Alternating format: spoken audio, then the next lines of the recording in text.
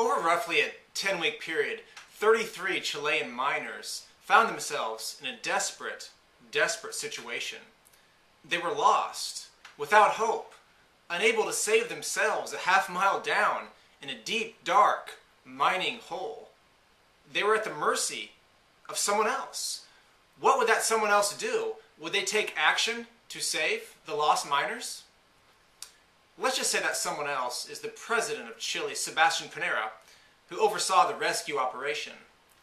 What would he do for the sake of the miners?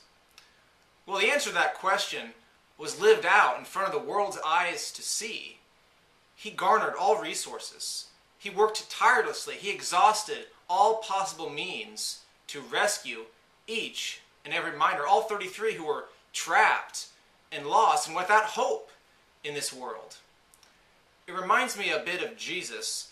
The Apostle Paul wrote in Romans chapter 5, when we were still without strength, in due time Christ died for the ungodly. For scarcely for a righteous man will one die, yet perhaps for a good man someone would even dare to die. But God demonstrates his own love toward us, in that while we're still sinners, Christ died for us. Of course, the mining rescue is an imperfect biblical illustration, one reason being that the Bible does not support universalism, that God will save everyone no matter what their response is to him.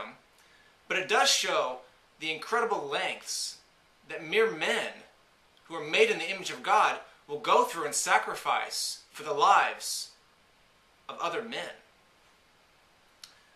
I would now like to ask, how would the president have acted if he had accurately portrayed God according to the Calvinist belief in unconditional election, that God only chooses some and then bypasses the rest? What if he had said, I've decided to save 3 out of the 33 miners? Well, why only 3? Well, because the secret counsel of my will says that saving only 3 out of the 33 will bring the most glory to the situation. You're just going to have to trust me on this one. You see, I need to let the majority of the miners perish to fully demonstrate my attribute of wrath. Furthermore, the only way for the ones rescued to be truly thankful is for me to choose not to rescue the majority of the miners. For how could rescuing each and every miner cause gratitude to well up in their hearts, given that no one would be left to ultimately perish, showing them what could have been their fate?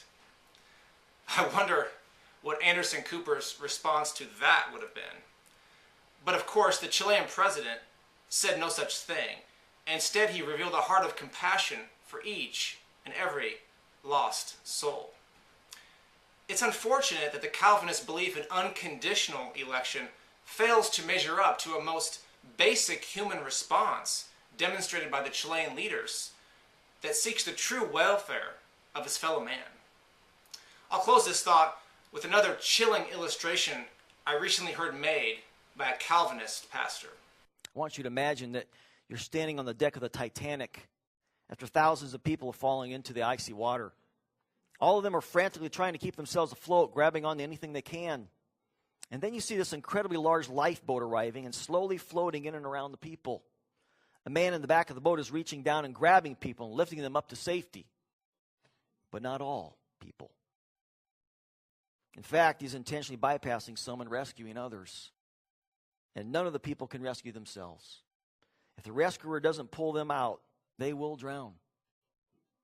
After a time, the boat is leaving. And as it leaves, it comes near you.